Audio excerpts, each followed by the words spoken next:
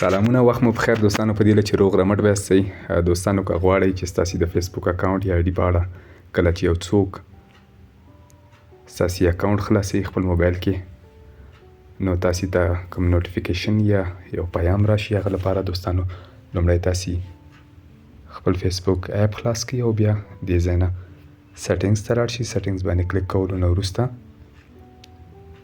تاسې به پاسورډ اینډ سیکیورټي باندې کلیک کول نه وروسته بیا به دلته پاسورډ اینډ سیکیورټي باندې کلیک وکړئ او دلته لاګ ان الرټس باندې به کلیک وکړئ. نو دوستانو تاسې دلته ګورئ چې دا آپشن چې دی لاګ ان الرټس آف دی. آف باندې دلته به موږ کلیک وکړو.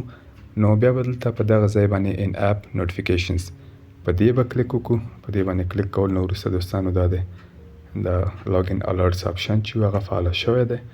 نو کله هم چې ستاسې فېسبوک اکاونټ یا آی ډي څوک خپل موبایل کې خلاصوي، تاسو ته به دلته نوټیفیکیشن. نو دا وه دوستانو د نن ورځې موضوع. نو که ویډیو مو خوښه شوي زموږ چینل در سره سبسکرایب کړئ.